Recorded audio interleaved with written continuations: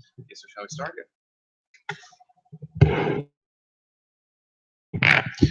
Okay, let's go. Thank you, everyone, for coming to this third lecture by Professor David Dysenhaus. I have introduced him previously. I will do so again briefly, just in case anyone missed the previous introductions. Professor David Dysenhaus is a university professor at the University of Toronto, both in the Faculty of Law and Philosophy, and he specializes in questions regarding the authority of law and legal obligations, also in the context of wicked legal regimes. It's a pleasure to have you here, Professor Dysenhaus. And today is a special day, not only because it's your last lecture of this very profitable 3 days with you, but also because, as all of you might know, today we remember the 50th anniversary of no Act number I-5, as it's known in Brazil, which was a hallmark in the legal system of the military dictatorship in our country. These institutional acts were formal statutes of supraconstitutional hierarchy, and thus they could freely change any constitutional provision. They were initially um, confined to the authority of an institution called the Supreme Revolutionary Command, which was an institution composed by the commanders of the armed forces that was meant to exist only during the brief period of the revolution, which would then normalize into a rule of law state. It was founded on a claim of de facto claim of that we were living a revolutionary movement, and a normative claim that this revolutionary movement implied the authority to legislate unbound by any pre-existing constitutional or statutory standards. Of course, as we know, after uh, the passing of this initial revolutionary movement, always in quotes, authority transitioned back to the presidency, but it soon came to be the case that the president missed the good old times where you could legislate unbound. So immediately the authority to edit these institutional acts was claimed by the president, which was a continuous authority, and no longer by the Supreme Revolutionary Command, which was a transitional authority.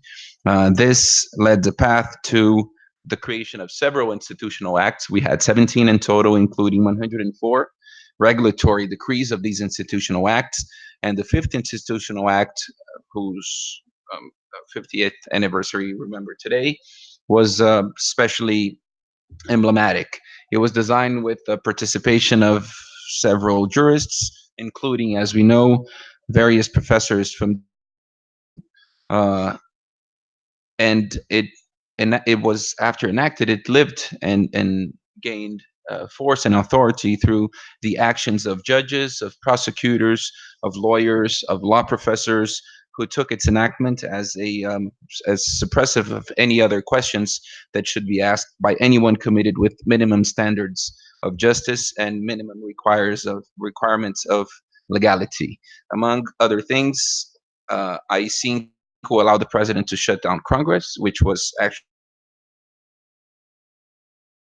until the end of 1 year, to suspend or cancel political rights, to fire or retire public employees for political motives, in secret procedures with virtually no right to defense, to suspend habeas corpus in matters of national security. And of course, matters of national security were up for the executive to define.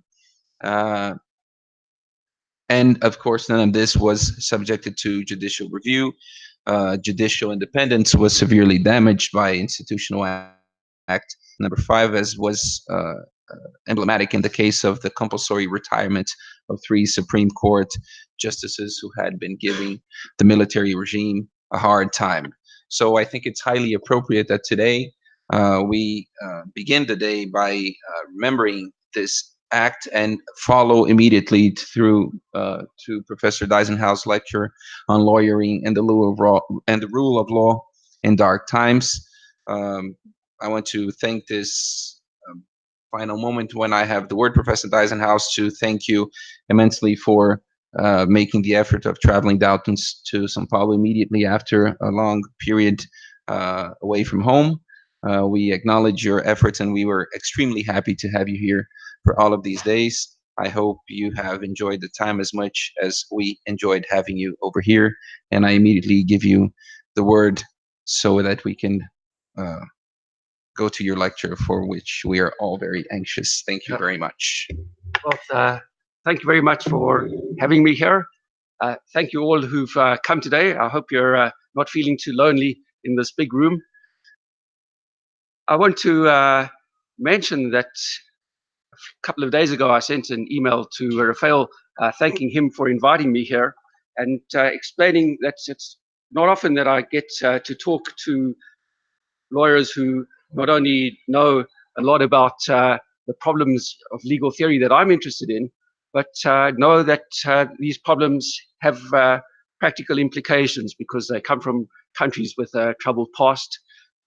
And as you know, I come from a country with a troubled past, that is South Africa. But as I've suggested in the first two sessions, one of the things that fascinated me as someone being educated as a lawyer in South Africa was that despite the fact that there was no written constitution in South Africa, despite the fact that for some 50 years, Parliament was controlled by a government dedicated to a policy of racial supremacy, a government that was unabashed in its attempts to stamp out all political opposition to its policies by using draconian security measures of the sort that Rafael just outlined to you. Despite all of that, and finally, despite the fact that judges were appointed by the government, it was the case that law could be used, as I like to think of it, to resist law. Even within a system in which there was parliamentary supremacy, it was the case that lawyers who were minded to do so could find resources within the law to combat the policies of the apartheid government, whether these were the racist policies or the security policies. And it was also the case that there were judges, not many of them, who were prepared to listen to these arguments and to find against the government in many cases. So this is what fascinated me. How is it that law can be used to resist law, even in a country where the government has a grip on law and is as determined as the apartheid government was? And in thinking about the talk for today, lawyering in the rule of law in dark times, what I thought I'd try to do is to highlight a kind of dilemma that occupies lawyers who are minded to resist an oppressive regime. So that's really what I'm going to focus on today. Where I'm going to start is with a photo of an apartheid law, which is also an advertisement for my PhD, my first book, now in the second edition. But this photo does capture, I think, something really interesting about apartheid. So there you'll see a sign at the top of the pole, which says whites only, in Afrikaans, slechts blankes. And this is a sign that is an expression of one of the main apartheid laws, that is the Group Areas Act. The Group Areas Act, which was first enacted in the 1950s, made it a crime for a member of one racial group to reside in an area set aside for another racial group. And of course, the best residential areas were set aside for the white minority population. And it was the case that people living in the other residential areas often not only lived in miserable conditions, but also could not find a place to live. So unsurprisingly, it was often the case that people from the other racial groups would live illegally in white areas, and then they would be prosecuted and sentenced to jail terms. Now, there were attempts to respond to this law. There was no written constitution, as I mentioned, so it was the case that the only challenge that could be brought in court was a challenge to the implementation of the law by the officials of the apartheid state.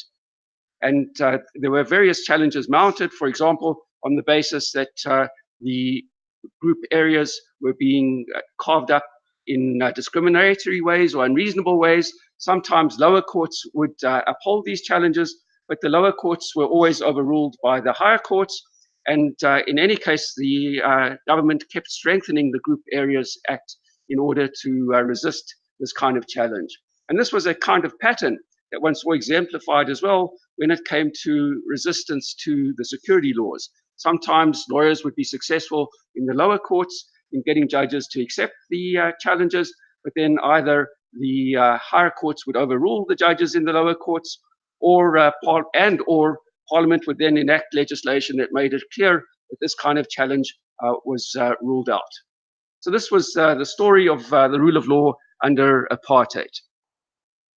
Now, the person who appears on this slide, Bram Fischer, is one of the most interesting lawyers to come out of this period, and maybe one of the most interesting lawyers who ever alighted on this earth.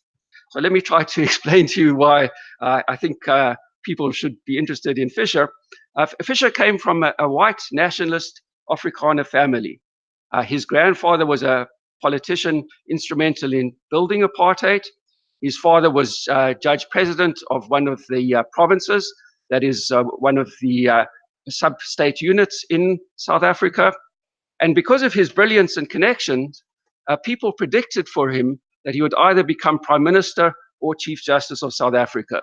And I thought I would add, just because this is a country which I understand is quite mad, sports mad, that in South Africa, the sport for which at least white South Africans was mad was rugby. And Fischer was at one point a contender to be on the Springbok team, that is the national team, but he wanted to devote his energy to his academic studies at that time, so he turned down the invitation to try out for the national team. So in short, he was someone who was set to blaze a trail to the very top of the white nationalist establishment. He did become a lawyer, and he quickly established himself as one of the leading commercial lawyers at the Johannesburg bar. But he also joined the Communist Party and began to defend with great skill the political opponents of apartheid. And this included leading the defense at the trial of Nelson Mandela that resulted in the life sentence imposed on Mandela. It should be noted that during this trial, he provided the illegal channel, by which the accused in the trial communicated with the military wing of the African National Congress. And Fischer even stole or copied documents from the court, which he then passed on to this illegal wing of the African National Congress. In 1964, he himself was charged with various offenses under the Suppression of Communism Act. He was due to argue a matter in London at that time, and because of the high degree of trust that he enjoyed in South Africa, the court permitted him, despite the fact that he was about to stand trial on very serious charges, to go to London to argue the matter in London, because they expected, and the expectation was fulfilled, that he would come back to South Africa to face the charges. But when he came back to South Africa, he decided to go underground. So he didn't show up for his trial, although he came back to South Africa. He was captured eventually, brought to trial, and sentenced to life imprisonment. He served his time in prison until a few days before he died. He had terminal cancer, and he was released just before his death. Now, in the statement from the dock at his trial, the trial which resulted in his life imprisonment, Fischer said that he accepted the general rule that for the protection of a society, laws should be obeyed. But then he went on to say this: but when the laws themselves become immoral and require the citizen to take part in an organized system of oppression, if only by his silence or apathy, then I believe that a higher duty arises. This compels one to refuse to recognize such laws, as he himself had refused in going underground when he returned from South Africa. So by this point, he did not think that the laws of South Africa enjoyed any respect. But many of the young lawyers who worked with him, including Arthur Chaskalson, who became the first Chief Justice of South Africa's post-apartheid Constitutional Court, were not deterred from continuing the practice of human rights lawyering, even as the times grew darker after Fischer went to prison. And I think that Fisher's life exhibits the tensions and contradictions involved in trying to work against an illegitimate system from within. These tensions did not go away. As I mentioned in one of the previous sessions, in the 1970s, a South African law professor argued that all liberal judges should resign from the South African bench because to be a judge in South Africa was to be complicit in justice. One of my friends published an article in a South African newspaper which responded to this call to liberal judges to resign in the following way. He said that if the call were followed, that is, if all liberal judges resigned from the bench, then there would be no point to human rights lawyering in South Africa anymore, because human rights lawyers would no longer hope that when they went into court, they would find a judge sitting on the bench who would be responsive to the arguments made by the lawyers. And this, I think, presents a very interesting issue, which I'll come back to later. But first, I'm going to take a detour through another difficult place, and this is Israel. So here you have the wall, or the fence, as it's euphemistically referred to in Israel, which divides the citizens of Israel from those living in the occupied territories.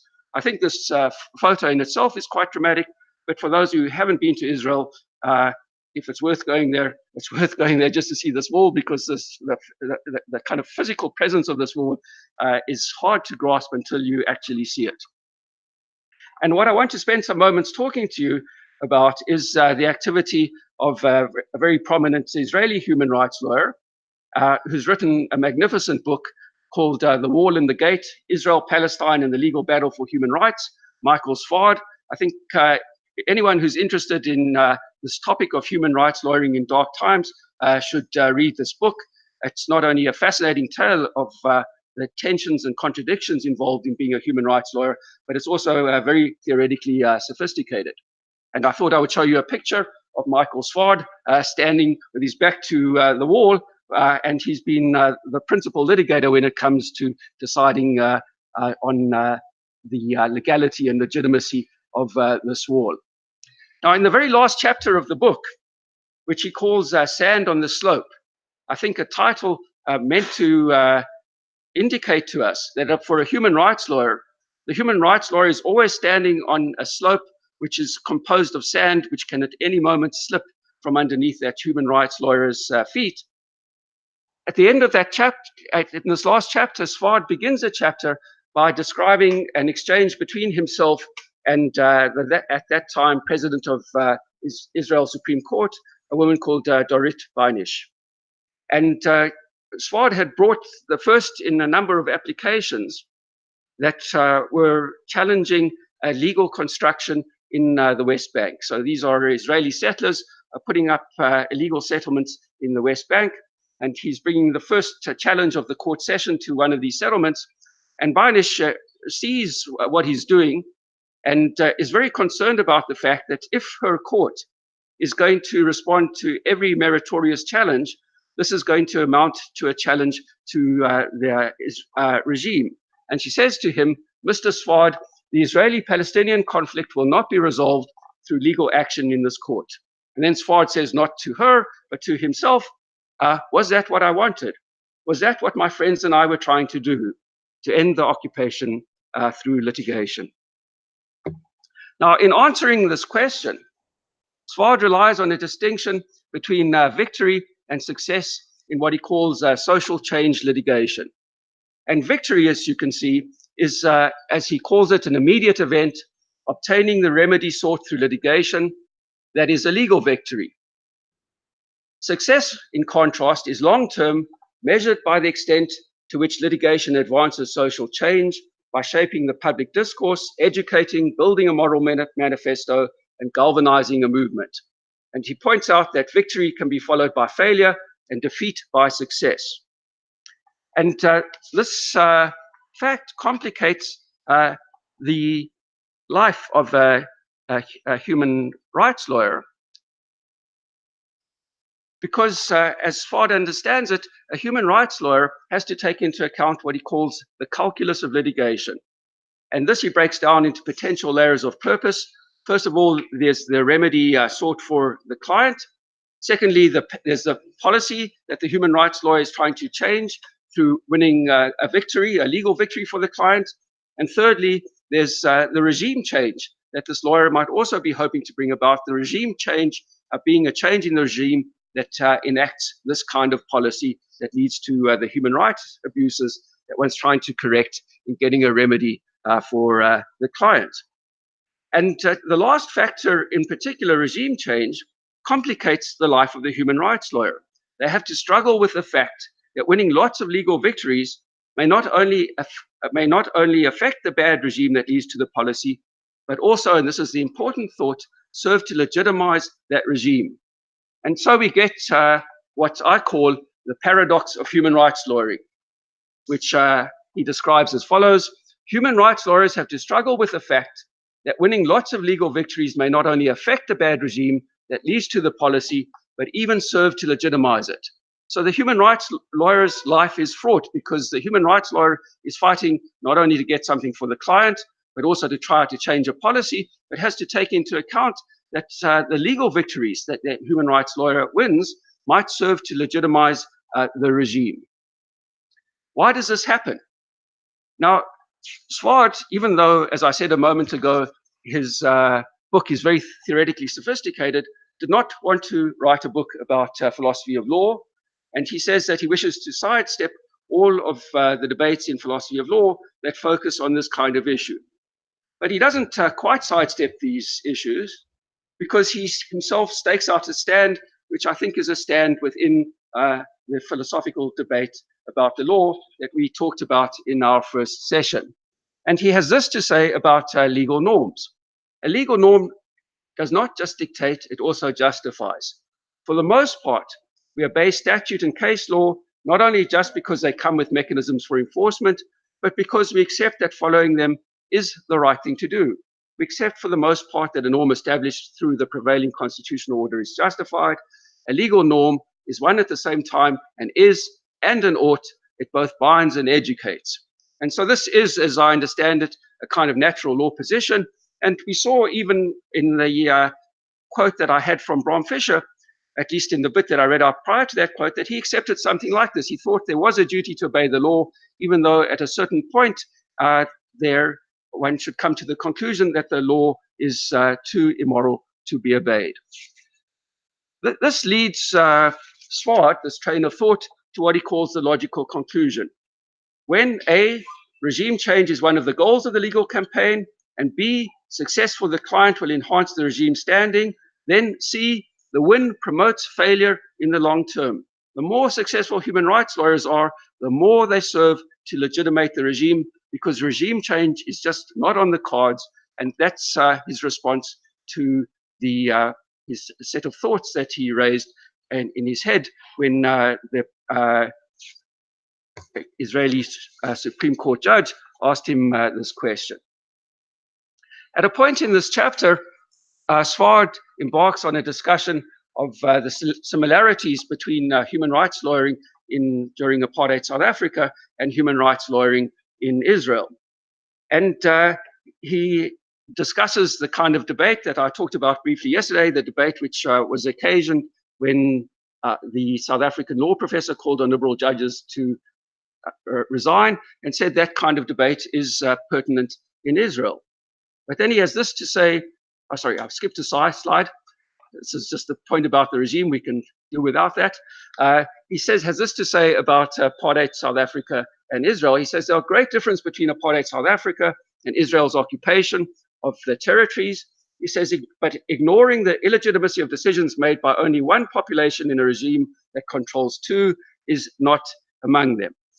And what I want to spend some time exploring is the differences between the apartheid state and the Israeli state, and also some other states. And the state with which I want to start is a state that has, in a way, a doubtful claim to be a state, and that's the Nazi state. And I want to start with a diagnosis offered by a very distinguished lawyer and political scientist, Ernst Frankl, who wrote a book published in English in 1942 called The Dual State. Sorry, 1941. This book has just been reissued by Oxford University Press, And the reason it's been reissued is that the person who saw to the second edition of the dual state thinks the ideas that Frankl was trying to describe in his book about the Nazi state are ideas that are really important to us now. And one of the phenomena that this person who presided over the second edition has in mind is precisely the phenomenon of illiberal democracy, which he thinks might raise the possibility, again, of the dual state. So Frankl's diagnosis of the dual state, Frankl said if one wants to understand the dual state, the Nazi state, one should see that it's two states side by side. On the one hand, we have what he called the normative state, which is whatever remained in Nazi Germany of the law and institutions of the Weimar legal order. On the other hand, there was the prerogative state. This consisted of the apparatus of the Nazi party, wherein the leader's will was the ultimate source of authority. And Frankl said that therefore there was no rule of law in Nazi Germany because the law of the normative state governed only as long as officials in the prerogative state did not find such government inconvenient.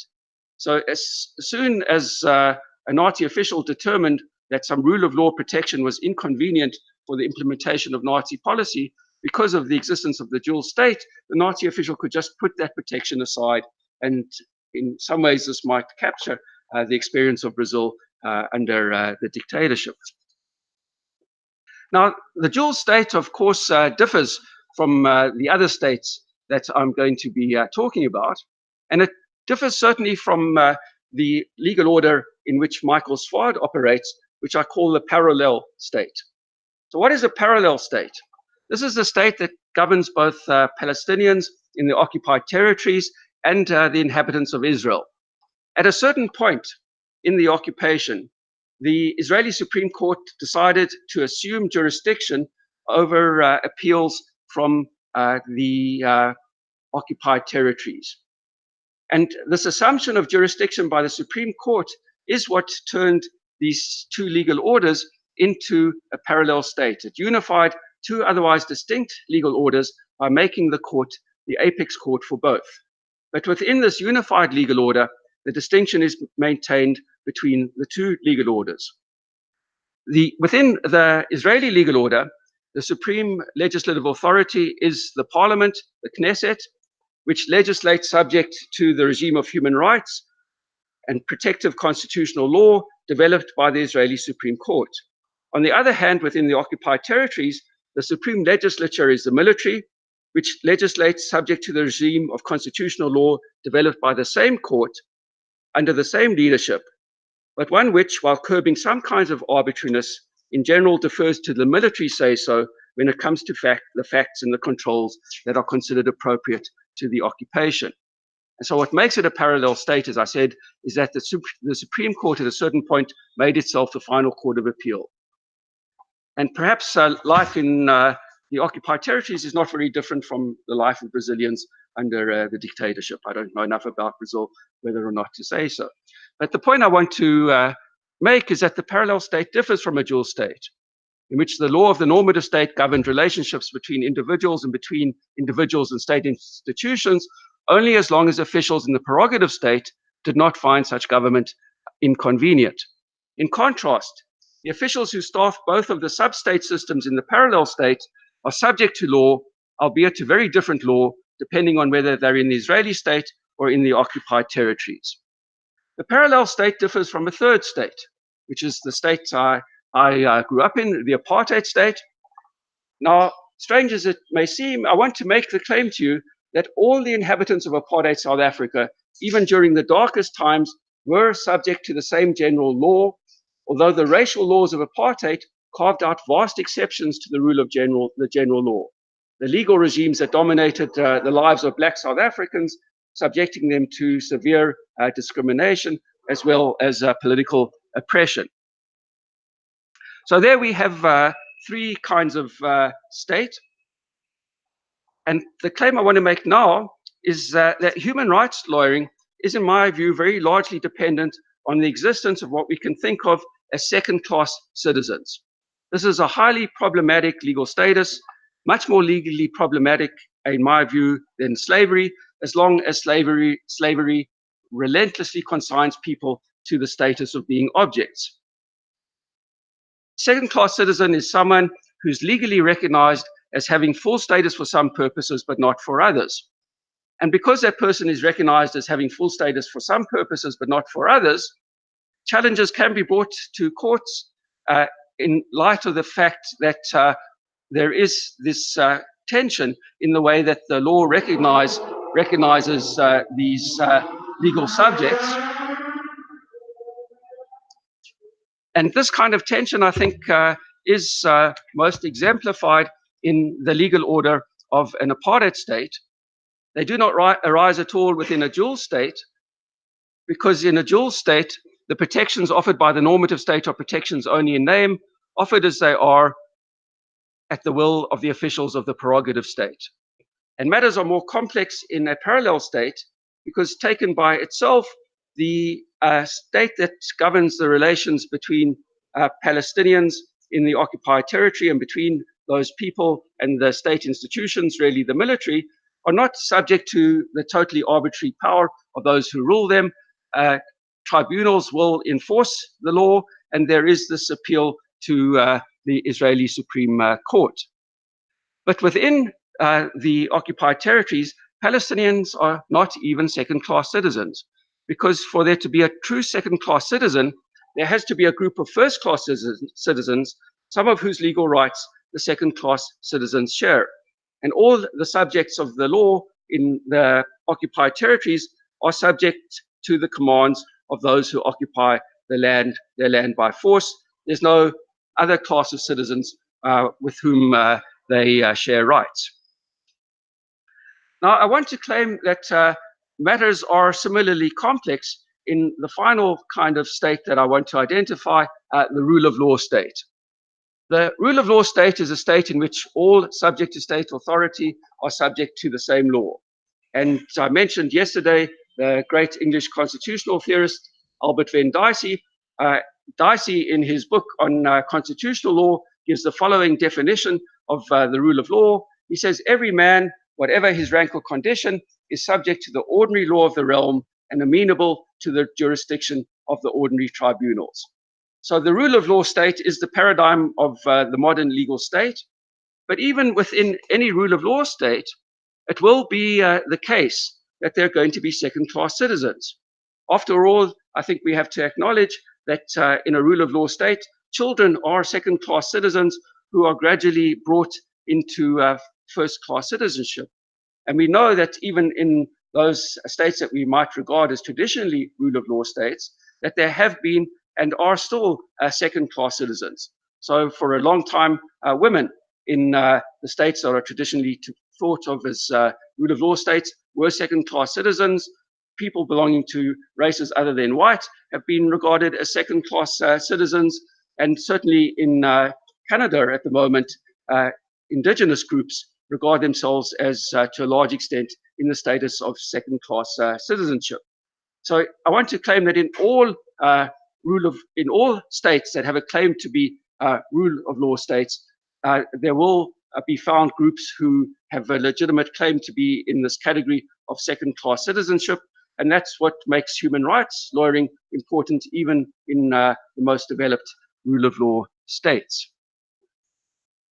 Now, I want to go back to South Africa, and here I'm going to introduce to you someone whom you might have heard of, Justice of South Africa's Constitutional Court, Edwin Cameron, who was in the dying days of apartheid, a prominent human rights lawyer, and then eventually made his way up the judicial hierarchy to the South African Constitutional Court. He's a very interesting person. He is, I think, the first openly gay member of an apex court, and also the first member of an apex court who has spoken publicly about the fact that he suffers from AIDS. In 2015, Cameron was asked to give a memorial lecture, a lecture in memory of the person I had up early in the lecture, Bram Fischer, a lecture which he called Fidelity and Betrayal Under Law. And in this lecture, Cameron asks a couple of questions which I thought I would highlight for you to go back to the theme that I introduced to you at the beginning of the talk. So talking about Fisher, Cameron asks, was Fisher foolish or naive or mistaken for working within the legal system for 30 years? And then he asks a follow-up question, were his successors, those for whom Fisher had lighted the path of public interest or human rights law under apartheid, all foolish, naive, or mistaken, but characters in a fiction, play actors in a charade? And Cameron is asking this question because he's also occupied by the issue that I mentioned to you when talking about SFARD, and that is that human rights lawyers, at their most successful, tend to prop up the legitimacy of a regime that they regard as illegitimate. Despite that tension, Cameron's answer to this question is a firm no. Lawyers were not foolish or naive. And he then goes on to point out that even in the post-apartheid South African legal order, there is rampant injustice against which human rights lawyers have to work. So first he starts with the thought that the apartheid era human rights lawyers did not think that apartheid law was a charade. He says they were right. The truth was harsher and more complex. To negate it would diminish the choices of those who were dispossessed, banished and silenced, made to fight on using the law. Apartheid law was vicious in its efficacy, cruel in its detail, and degrading and subordinating in its effect. But it remained a system of laws administered by people who continued for the most part to give the idea of law at least some credence, and most significantly, the system continued to leave enough room for its opponents to fight against it in the courts. And then he wants to claim that in some ways, there's not that much difference between the legal situation of contemporary South Africa and the legal situation of apartheid South Africa. And he says, do we call our present legal system a charade or a fiction because of these injustices, that is, the injustices of contemporary South Africa? No, we do not. The point is that even a legitimate system of law, grounded in popular will like ours, can continue to license injustice, to caricature the past, risk giving us an unearned free pass into this present. Now, what I want to do on the basis of the talk so far is to come to not 6 conclusions, because I don't think I can provide you with an argument that can support these 6 things as conclusions, but really just 6 observations which are more or less randomly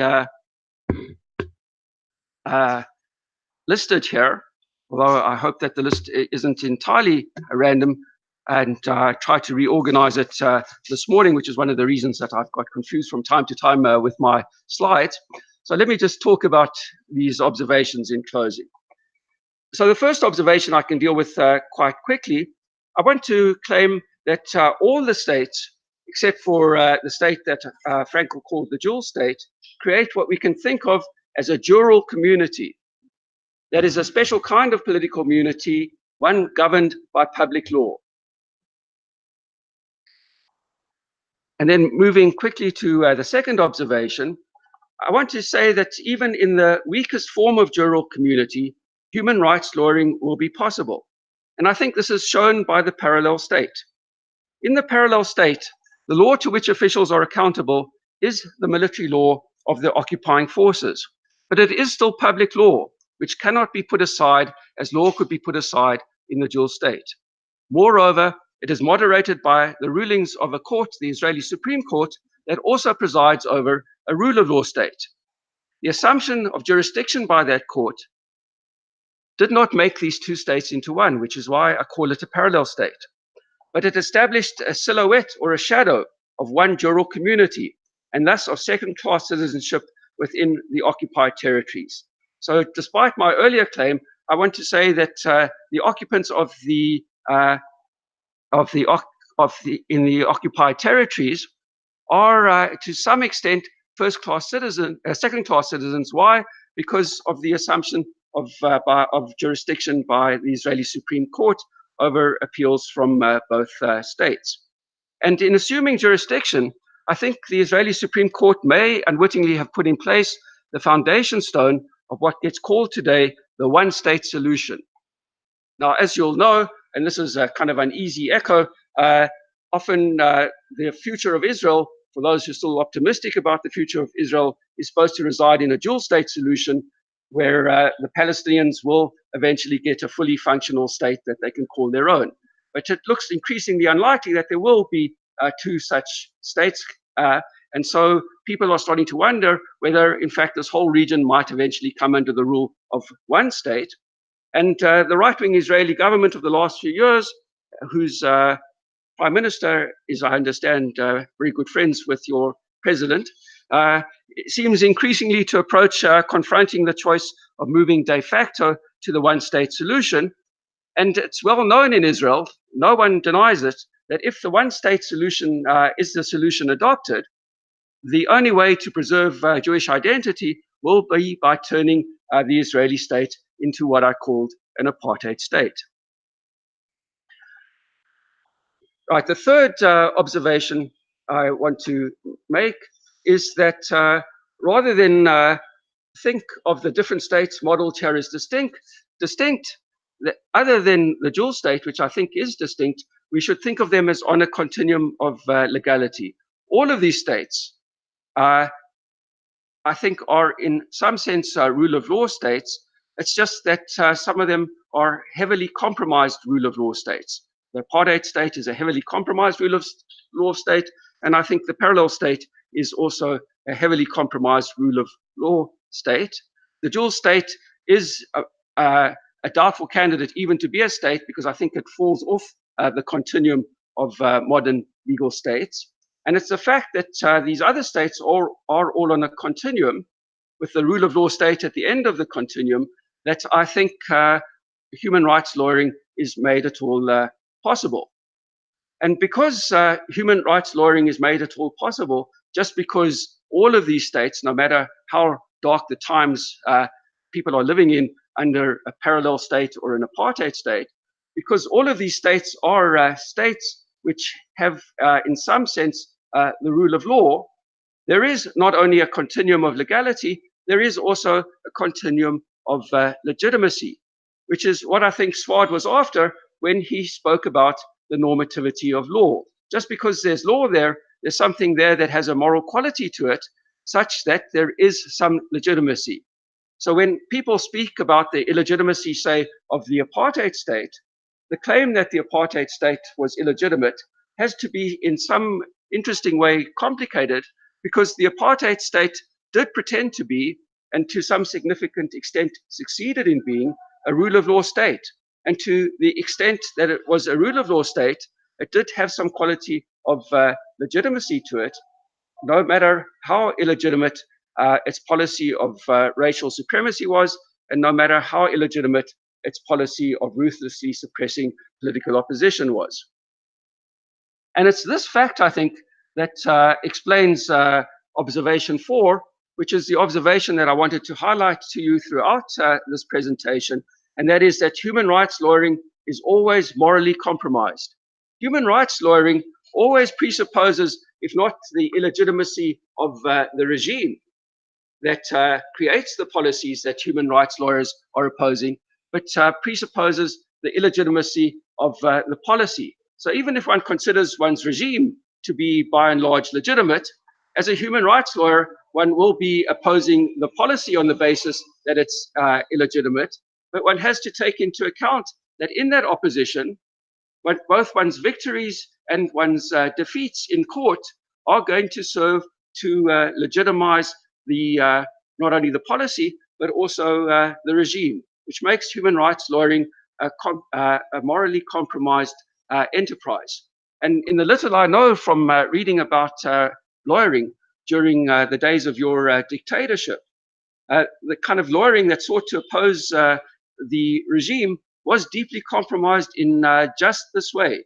So one of the interesting things I found out about in reading about the dictatorship was that you had a fully functioning judiciary. Occasionally the judiciary would give decisions against the regime. Lawyers could go to court hoping to get one of those decisions. And by and large, this served to legitimize the regime. But that is the path that the human rights lawyer is going to have to walk on. And the very last observation that I want to make is that contrary to this claim that I reported to you of Michael Sward, the debate in legal philosophy cannot be wholly sidestepped. That is, I think human rights lawyers have to make the assumption that law, just in being law, is somehow legitimate, which is what gives them hope in embarking on the project of human rights lawyering. So they have, in some sense, to be natural lawyers. And the very last thing I thought I would mention is something that cropped up in conversation with one of the people sitting here just a few days ago. So it was the case, as I mentioned in my first session, that when Dworkin's positivist critics wanted to provide what they regarded as a knockdown argument against Dworkin, they said, look at South Africa. In apartheid South Africa, it is the case that a judge who adopts your Dworkin's method of interpretation will have to come to decisions which suggest that apartheid ideology is the justifying ideology of apartheid law.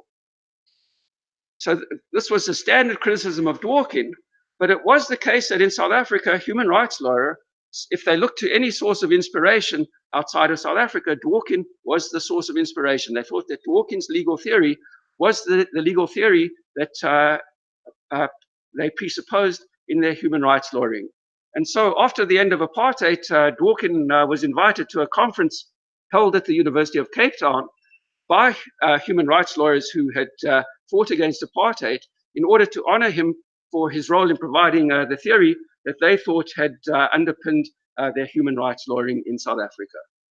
Thank you very much.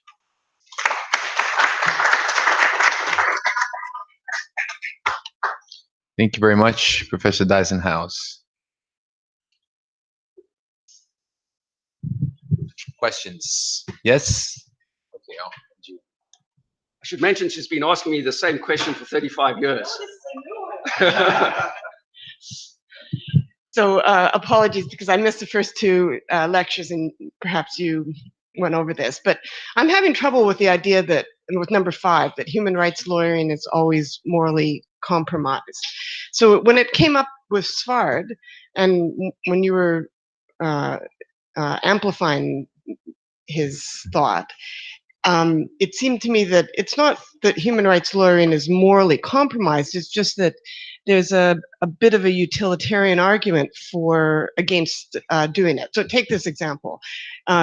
One might argue that in the recent American midterm elections, the Democrats going out and trying to get the vote out caused, or might have caused, the Republicans to also, or the Trump supporters to also get out and vote.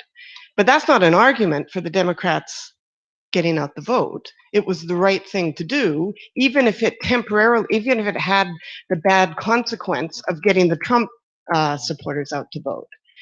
So it's not that it's morally that the Democrats are morally compromised in getting the vote out. It's just that it could have led to a bad consequence. And it seems to me that that's the case with human rights lawyering. It could prop up the regime, but they're doing the right thing nonetheless, and hopefully success, occurs down the road.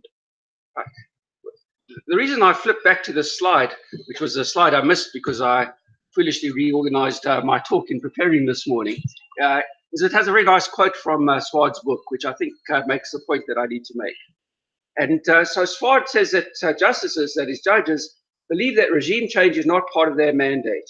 And so they shy away from decisions that could shake the regime's foundations or change its character.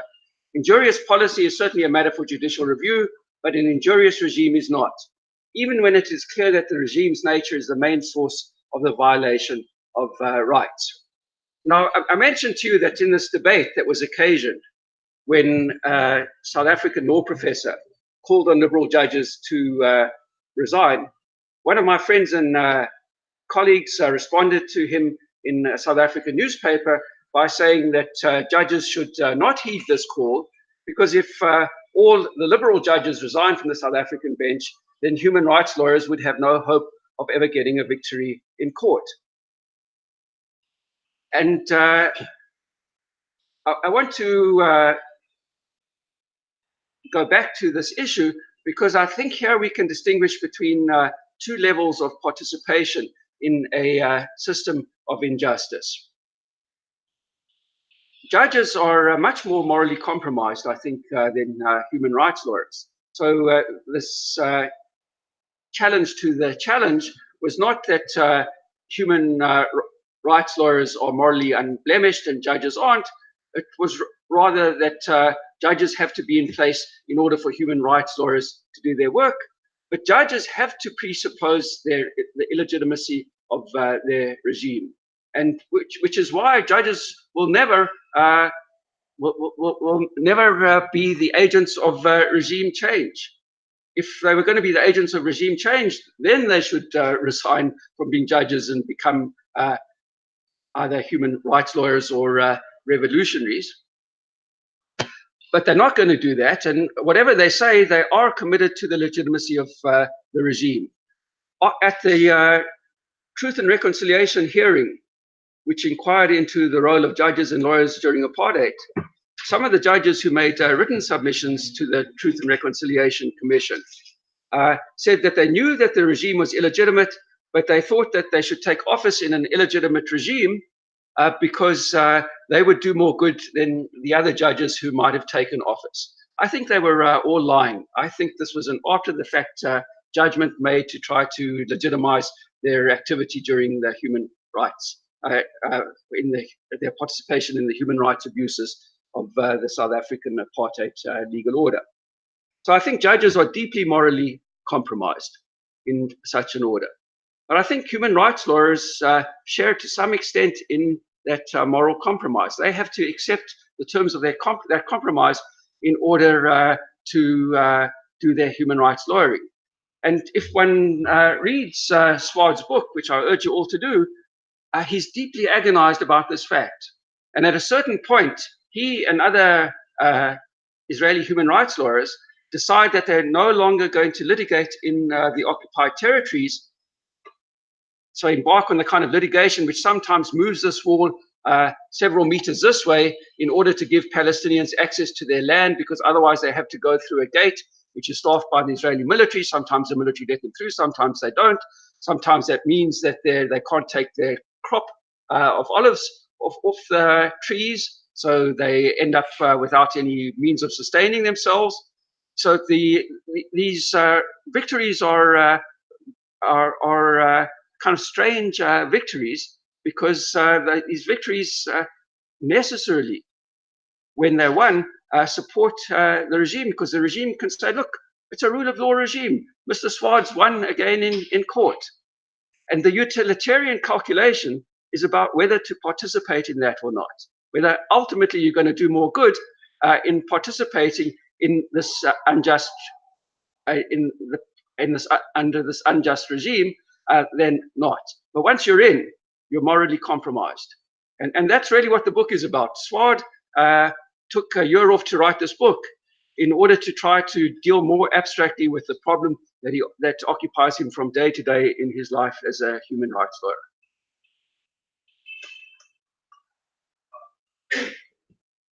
Aperta, deixa apertado pouquinho. Embaixo. Assim, uma apertada lenta, assim. Aperta, tipo, One Mississippi.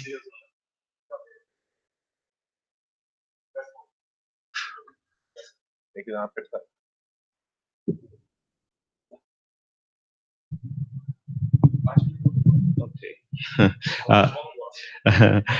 Thank you very much, Professor Dysenhaus. I'll try to formulate. Could you go back to the last slide, please?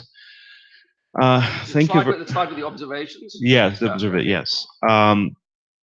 That's very interesting. And, well, I sort of have to go back to the question I made in the first day, because it's very interesting, because you have this Fullerian scheme with you all the time, but here in the end, to me, you sounded pretty much like Hannah Arendt when you raised this argument of the Euro community. So if I understood you correctly, you were saying that it's really important in order to protect human rights that the person will be part of a Euro community. So it sort of reminds me the idea of the right to have rights. But for Arendt, you have to be member of a political community, of a polity. Otherwise, you won't get any protection. And you do that in a very consistent way because you are Fullerian, and then you're saying, and you mentioned that there is law, then there is morality. So if we're a member of a Euro community, there will be law, therefore there will be morality, and you have the means to get through litigation at least, or through all this process that you mentioned, you're gonna have some kind of legal protection. But then my question is how, I wouldn't even say liberal, but how connected to the natural law tradition this kind of argument is? Because Arendt makes very clear that she's arguing against liberals because she's saying, look, when people are stripped of their rights of their political community, when they remain only with their humanity, you don't see human rights to protect them. Because, you know, this was one of the first measures that the Nazis did was to transform these people into stateless persons. So, and then the argument goes. But okay for Arendt, because she's not arguing within the natural law tradition, within the liberal tradition. She's kind of challenging that tradition. And to me, it's interesting because in the liberal tradition, you wouldn't say there is law, there is morality. You would say there is individual, then there is morality. There should be some kind of morality. And this morality have to be somehow intersubjectively justified.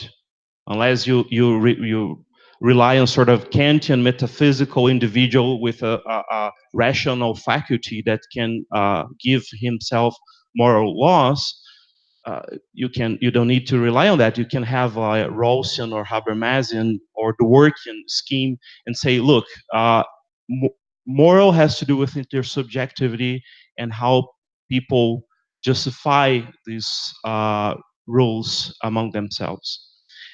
So my point is, don't you think that the Dworkian scheme makes much more sense here?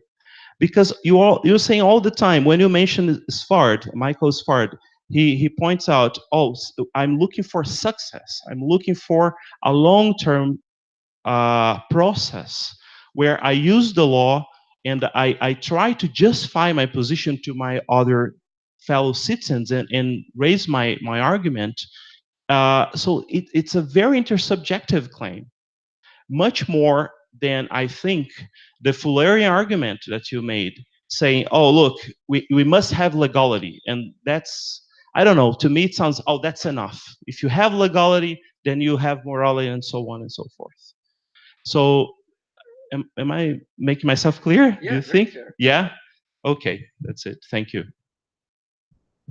Well, I deliberately left out of what I said about observation 6, the name Lon Fuller, in order to avoid provoking you again. But and that's why I talked only about walking at the end. But I see that I didn't succeed. If I could answer your question, I would be able to bring to a close a project which I've been struggling with for the last 5 years, and I'd be very happy then, because your question or set of questions raises all of the difficulties that are slowing me down in finishing this project. So let me try a very partial answer to your question. I'm actually quite interested in the Arendtian point that you made, and I'm interested in it because I supervised a doctorate on Fuller by an Australian legal theorist who, at the time she was writing her doctorate, wanted to show that you could actually provide some very interesting links between Arendt's thoughts of the sort that you articulated and Fuller's legal theory. But that proved too much for a doctorate, so she ended up writing a doctorate just about Fuller, which has been published in, I think, a really great book called Forms Liberate. Her name is Kristen Rundle, R-U-N-D-L-E. But if you look to issues of the Netherlands Journal of Legal Philosophy, which are available online, you'll find there's a whole issue devoted to her work there, in which she tries to elaborate her idea that there is some very interesting connection between Arendt's thought and Fuller. So what is the connection? I want to claim in this project that I mentioned to you, which you have just very successfully challenged, that a jural community, so this is going back to observation 1, is a very special kind of political community. So once one establishes a community of legal subjects, that is a political community. And one doesn't have to look to modern times to find such communities. There's a very interesting book by a historian of the ancient world, Benjamin Straumann, which has recently been published about Cicero's legal thought. And the idea of the jural community is an idea that I take from Straumann's analysis of legal thought in Rome, and especially Cicero's thought. So one puts in place a community that's governed by public law. And in that community, because it's governed by public law, those who are legal subjects are enabled to bring a challenge to one of the legal institutions, which can, and in this challenge can ask, is that in fact the law that authorizes you, official of the state, to act in this way against me? This idea of the legal subject, I think, is a deeply political idea and a very important idea in the history of at least the Western legal state.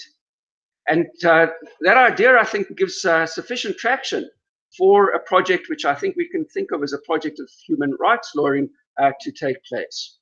And the reason that I think it's important to work with this idea of the legal subject and try to see how much mileage one can get out of the idea of a jural community. It's important, I think, in part for political reasons that are salient in the present. Because if this interrelational political community that people like Dworkin, Habermas, Rawls have in mind is an idea that has traction only in the advanced liberal democracies of the Western world, and is now starting to lose that kind of traction. And then when we see in the rest of the world, but not only in the rest of the world, this move towards illiberal democracy and worse, then at best what we're going to find in many political communities is something like a jural community. It's not going to be a liberal community. But I think the fact that it's not a liberal community does not mean that we can so easily come to the conclusion that there's no legitimacy there. And here I find very interesting the work of Bernard Williams, who has put forward a view of politics which he describes as realist, which is not illiberal, but which tries to explain the legitimacy of illiberal regimes where people accept the legitimacy of a regime that we liberals might consider to be illegitimate from our liberal point of view. Now, how does one understand that legitimacy? Why, in fact, should one try to understand it? I think one should try to understand it because there might be some genuine kind of legitimacy there, even if the regime is illiberal. And this idea of the legal subject, that for a regime to be at all legitimate, it has to be put in place a legal order and to have some element of the rule of law. That's the set of ideas that I'm trying to put together in order to advance this project. So I do think the Arendtian idea is important, but I think but there is a kind of political community that's established through putting in place a public order of law.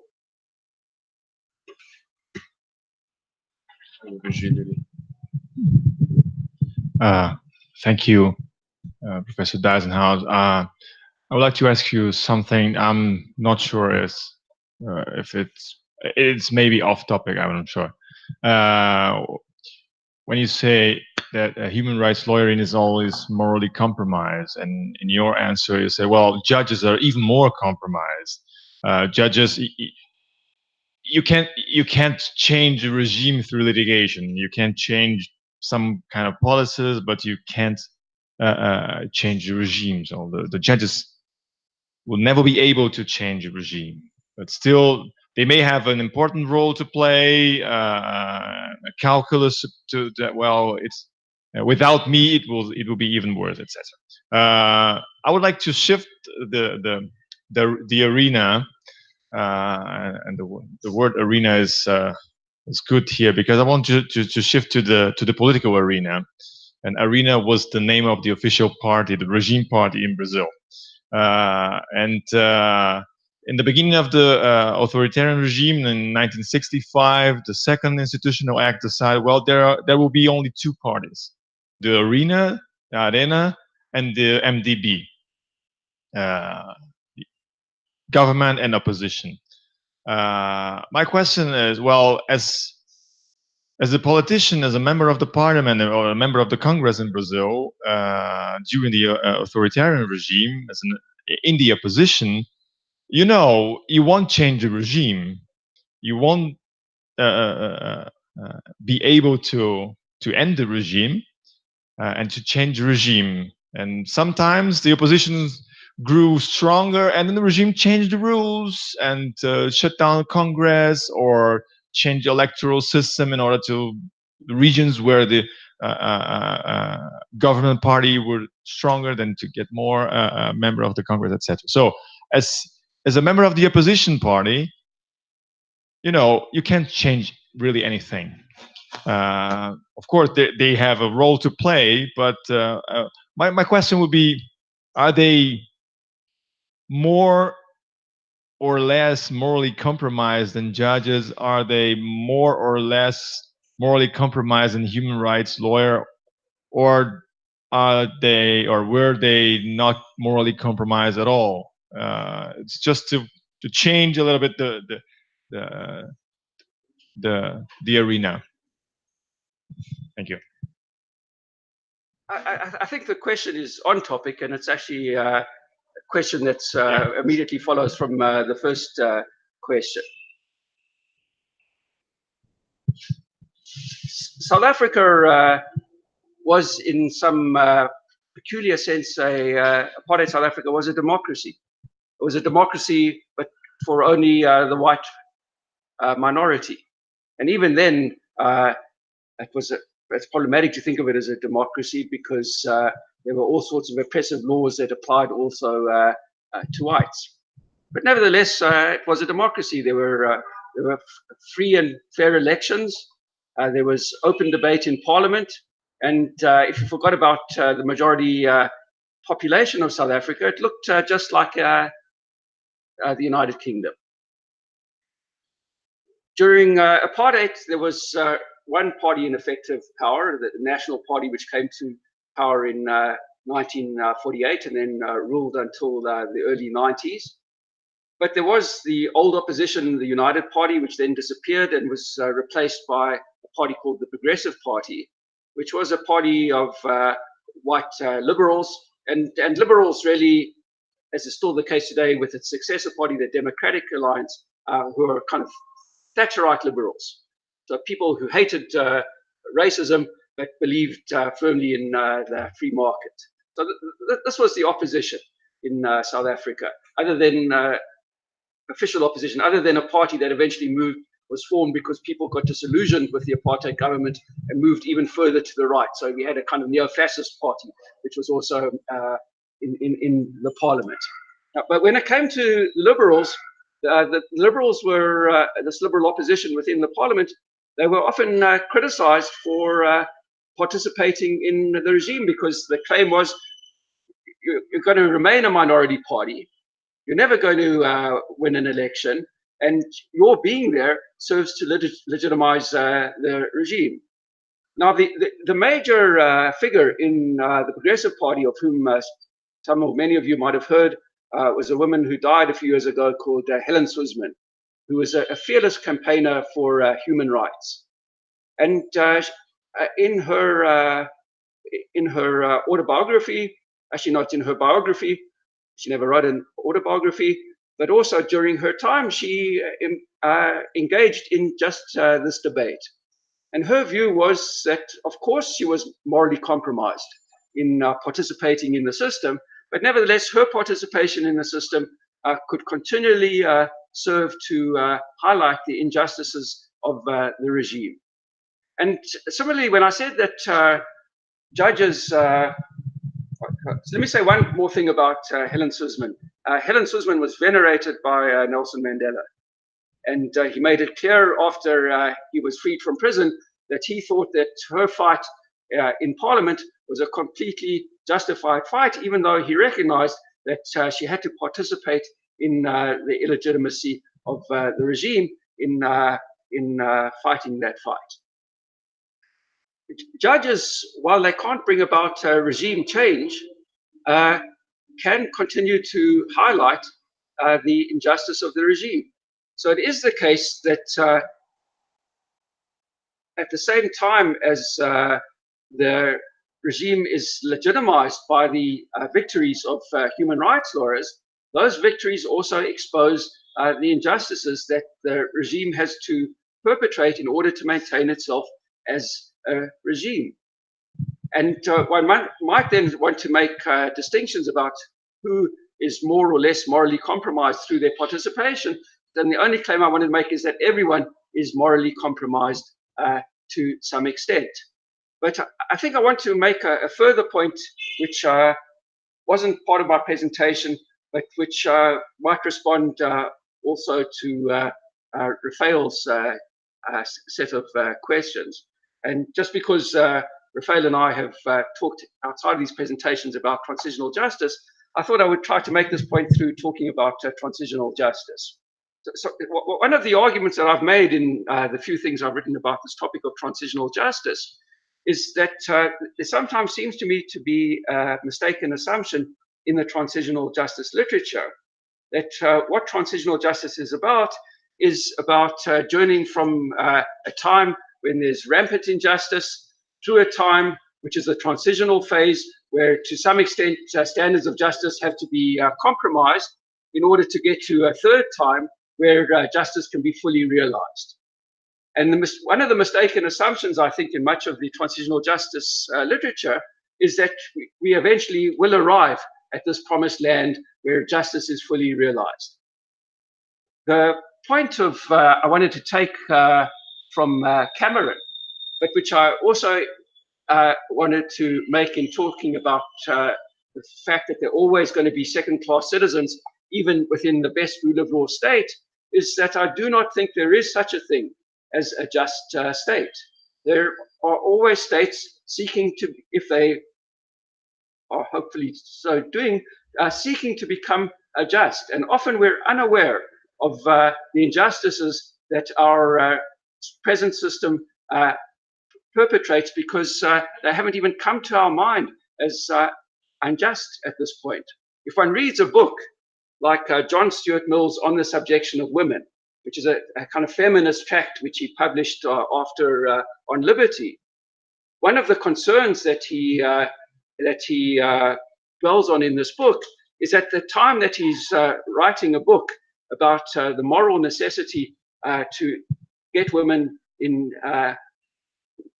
England, but not only in England, out of the status of being second-class citizen into the status of being first-class citizens, is that people don't even perceive at this time that there's an injustice there. So the book was hugely controversial at the time that he published it. Now, many of us take for granted the fact that this was there was something severely unjust in relegating women legally and socially to the category of second-class citizen. But we might be unaware of similar injustices in our present societies, and certainly Indigenous Canadians are very concerned about the fact that, on their understanding, most other Canadians are unaware of the injustice which this supposedly just society constantly perpetrates against Indigenous Canadians. And the claim that I want to make about law is that because in a rule of law state, everyone is supposed to be part of one jural community, the possibility does exist of challenging those injustices to some extent from within, only to some extent, which is why there's always this issue of moral compromise. Sure. I'm hoping, Mafei, at some point to get a question from that side of the room, because you so valiantly came to my third presentation. So giving up human rights lawyering in apartheid South Africa and going to fight with the freedom fighters is also morally compromised in that people are going to get hurt when you put a bomb in the rubbish bin. And if everyone's morally compromised, as I think you rightly said, then the category loses its oomph, right? And maybe you should just say that human rights lawyering is morally complex rather than compromised, because it makes it sound as if human rights lawyers are somehow doing the wrong thing. Can I follow up on that? Sorry, I never want to abuse my position with the microphone, but I got stuck without questions all the other days because of that. We have so far in your two previous lectures, the sort of, and I think this comes also from your book, your PhD, the sort of point of view that you take is the point of view of a judge. So I'm looking at how law works in a wicked legal system and the possibilities that even in a wicked legal system you have through law, considering what judges do and how judges react to legislation and the claims. We can, of course, assume several other points of view. Today, you assumed a different point of view, the point of view of a human rights lawyer. To a certain extent, there's always the point of view of an academic attached to your readings. And Virgilio just mentioned, and you in your reply mentioned the point of view of political oppositioners. But all of these positions are to a certain extent somewhat detached from government itself. Academics are supposed to be independent. Judges are supposed to be not only independent but impartial. The opposition, of course, almost by definition, does not have the government commitments. Although you can have a more general commitment to the political system. And my question, and you mentioned this on the first day, regards another kind of lawyer, another kind of legal professional, which is the government executive bureaucracy in itself. Brazil has, I know this because I was there 2 weeks ago for a lecture, Brazil has 8,500 public lawyers. These are people who are hired by the state to be their lawyers and basically to argue in favor of government whenever legal disputes arise. When you mentioned the case of 9/11, you mentioned the torture memos by John Yoo, absolutely notorious law professor. I think is in Berkeley now, right? One of the most prominent scholars in executive privilege, who was in the White House Council at the time, and this is a kind of institution or a kind of center for production of legal doctrine with great symbolic prestige that in the original scheme did not exist. I guess founding fathers thought of the judiciary as being the people who would tell us what the law is when we were in political conflict, maybe law professors.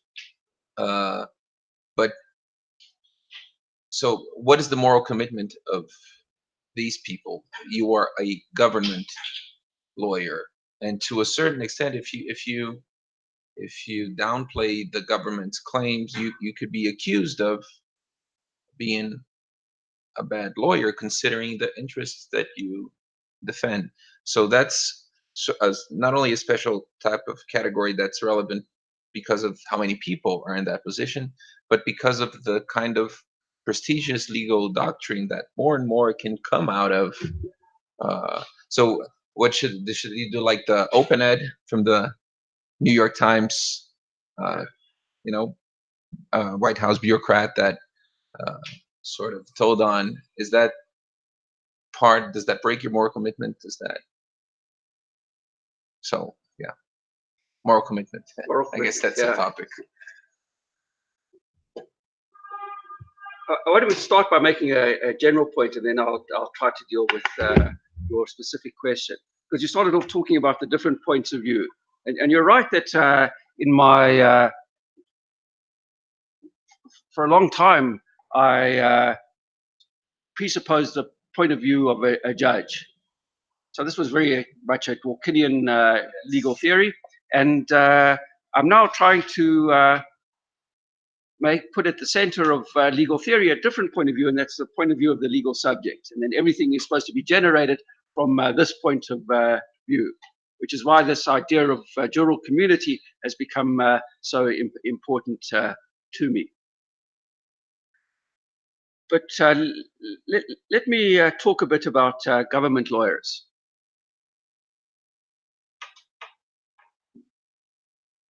I was thinking not only of John Yoo when I made the point yesterday that you referred to, but also, and even more particularly, about another academic lawyer who was in the Bush administration, Jack Goldsmith, who's an international lawyer at Harvard.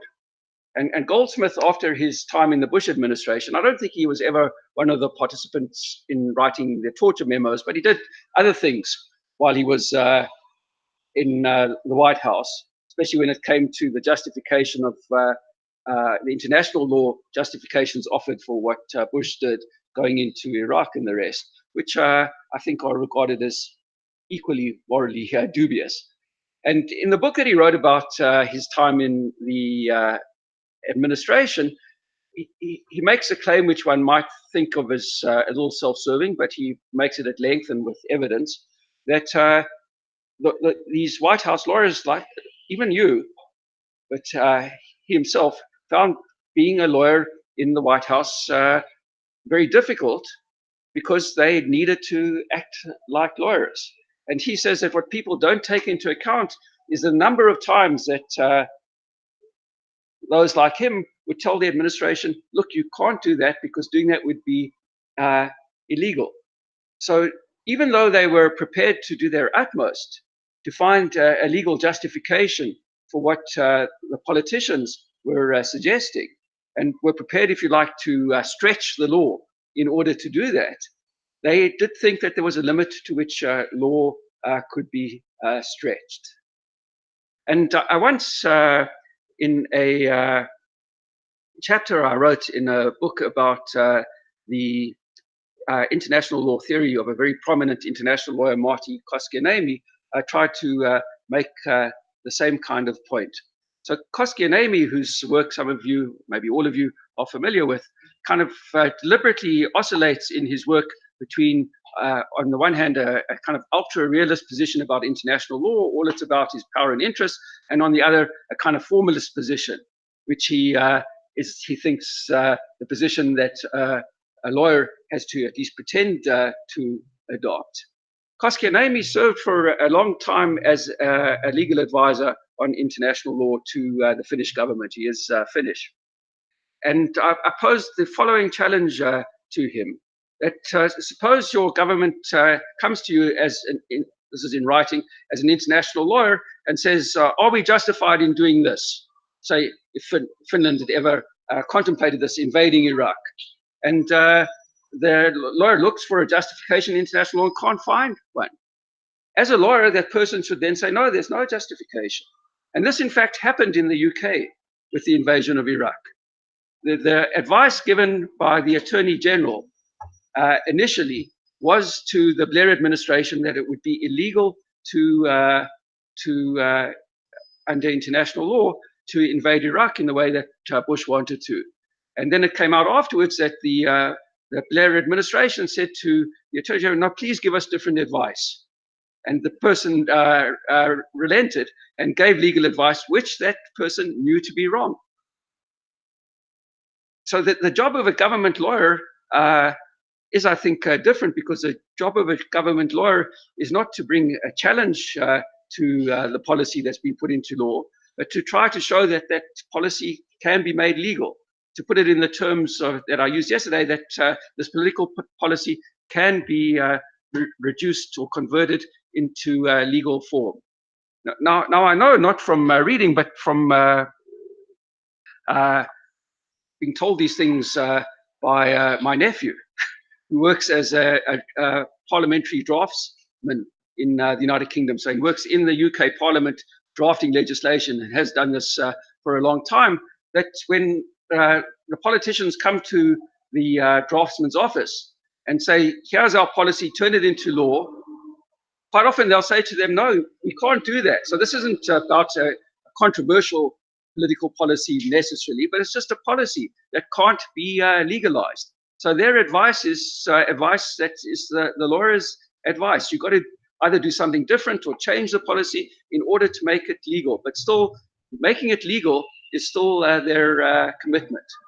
And I think that commitment can make sense of a role for these government lawyers, who of course hadn't been contemplated, for example, when the US Constitution was first drafted. It can make sense of a role for them from this point of view, which I think should be the point of view of legal theory, which is the point of view of the legal subject. And now the claim that this should be the point of view of legal theory is not a claim that I'm alone in making.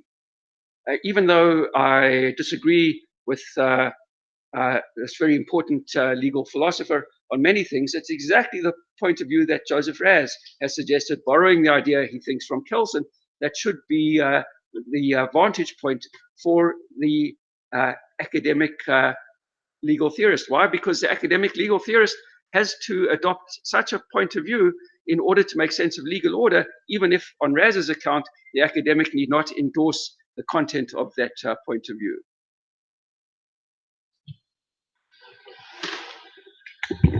Thank you.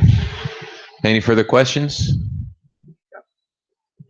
Marina.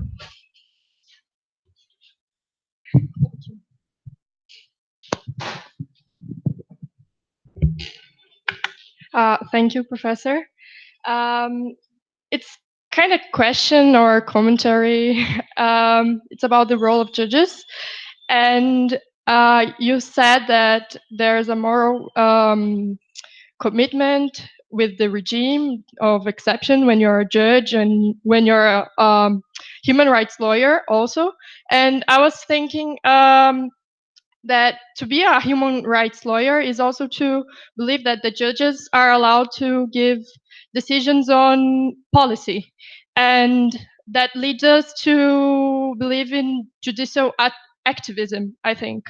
And I would like to know, because, well, if we are in exception regimes, it's acceptable to be activist, I think. But when we are under normality, I don't know. And regarding to the strategy of success, thinking about the long term, I would like to know if this is a good strategy, because, you know, when we are, if we are a human rights lawyer, we want, you know, houses for people, or schools, or I don't know, policy in general. And we want to litigate because we think that it might be easier for us to get this. And I would like to know what you think about this. Right, so I just want to go back a few slides to the calculus of litigation. And so the first layer of purpose there, as you can see, is remedy for the client. And this layer, as Svard recounts in his book, puts human rights lawyers into the kind of dilemma that I've tried to portray in my presentation. So at a certain point, as I've indicated, he and other Israeli human rights lawyers think that probably they should give up their practice of lawyering in the occupied territories, excuse me, because they think they're actually doing more to legitimize the regime than to delegitimize it. But they can't do that. Why? Because they now have this wide network of contacts, just ordinary people in the occupied territories. And these people want them to, the human rights lawyers, to litigate for them, because X cannot get access to his olive grove. And he and his family are going to starve if they can't have the wall moved a little bit. And they just can't say no to these people. But nevertheless, they have to worry all the time about the calculus of litigation. And if one looks at books which have been published in the immediate wake of, and maybe even before the Supreme Court decision in the United States of America that finally recognized the legitimacy of same-sex marriage. So if one reads accounts by the lawyers who were involved in this litigation, they were agonized about exactly this kind of issue that I think concerns you in your question. That is that they worried that if they litigated too early in these matters, they would lose, and that would be the end of the kind of progress that they could make in bringing about equal rights for gays in the United States of America. And at the beginning of the litigation that was eventually successful, some human rights lawyers thought that it was precisely the wrong path to embark on because they thought it had to end in failure. So let's say this is a kind of normal regime. You need fairly activist judges in order to win the victory, but you worry about the implications of loss, because the loss might mean that long term people are worse off than they would have been had they sought to bring about change through means other than the courts. And I think that requires the kind of utilitarian calculation that was suggested in the first question today.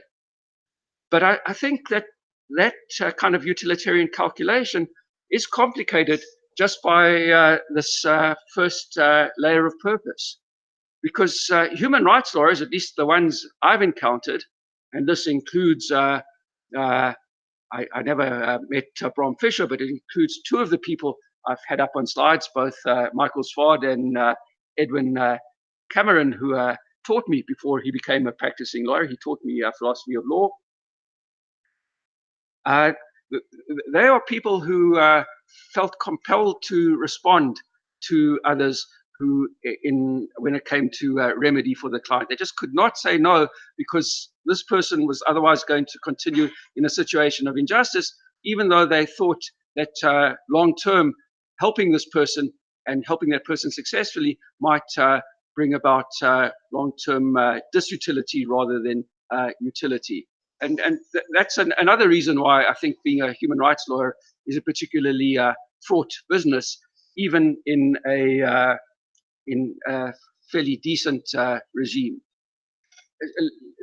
Let me say another thing about why it's a fraught business, and that is that human rights lawyers are generally reviled. They only become heroes after a regime change or after a policy change. So it's the case that in unjust or illegitimate regimes, human rights lawyers will always be criticized by those who think that any kind of participation in legal politics is morally compromising. And one of the reasons why I find Fischer so interesting is, as I just indicated very briefly, he tried to straddle the divide between illegal politics and legal politics. They participated fully as a lawyer in the South African system at the same time as he was participating in the illegal opposition to apartheid that was being mounted by the African National Congress. But human rights lawyers are not only going to be reviled by people who are, say, further on the left, if we think of them as further on the left, they're also reviled by the people who hold power. So in Israel, to be a human rights lawyer is to be regarded almost officially as a traitor by the regime. It's a very precarious existence to have. When it's somewhat more comfortable, I think, if one's in the kind of regime that you were presupposing, where human rights lawyering is not that controversial. But along with claims that I made earlier, I still think it's morally complex, if not morally compromised.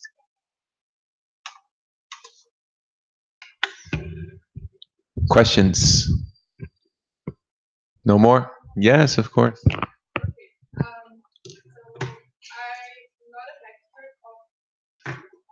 That's on. I'm not an expert of working stores, but I've read that he makes the distinction between rights and policies. And you mentioned that it was really important after the apartheid. And I kept wondering if making this distinction isn't kind of prejudicious to the regime after apartheid, like making the distinction, put aside the affirmative actions and stuff, put aside from law, and then in regards to politics sections and not judges' profession. And so, why was working in so it holds to this information that working does rely on the distinction between policies and rights? Why was it just such an explanation?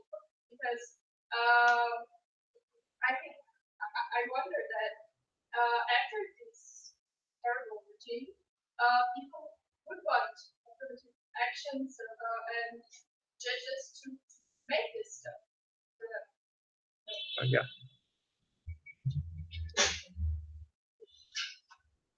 Let me start by saying that Dworkin was one of the most prominent advocates of affirmative action in the United States of America. And but he thought that affirmative action should be advocated for because it should be advocated for as a matter of principle. I'm not sure whether I can get an answer to your question out of this, but I'm going to try to. It's true that Dworkin starts off his academic career with a very firm distinction between policy and principle, and he seems to suppose that policy is a matter for the legislature, principles a matter for judges. And in a way, this distinction persists all the way through to his very last writing, as I think I might have mentioned in one of the earlier presentations, because Dworkin always relied on a distinction between, and I did mention this, between what he thought of as legal rights and other sorts of rights. So a right to a policy is a right to have, the kind of right that you have to take to your legislature because you have to demand that that policy be made into law.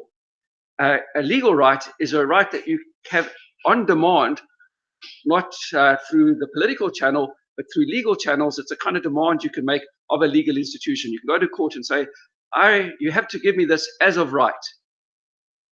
And I do think that's an important distinction.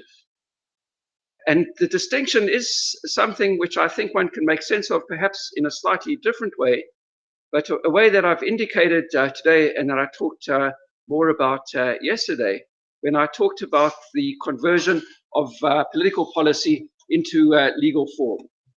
When political policy is legalized, I think it makes possible a concretization of the law until a moment of application of the law, when a legal subject can demand from institutions like courts that that legal subject gets something as of right. And in order for the legal subject to get something as of right, the demand can't be put purely in terms of policy. I think that affirmative action is a good thing, but it has to be that the law is already committed as a matter of principle to affirmative action. So one might find that one's legal order is a legal order in which one can't at this moment make that kind of argument. But it's the kind of argument that lawyers have to make, and that in a way they are limited to making, even at their most bold or activist. All right, that's it. Okay, thank you very much for coming, Professor Dysenhaus. Once again, thank you very much for coming to São Paulo to have these wonderful 3 lectures with us. I hope you enjoyed it as much as we did. I think I enjoyed it more, so thank you very much. It'll always be a pleasure to have you here. Thank you so much.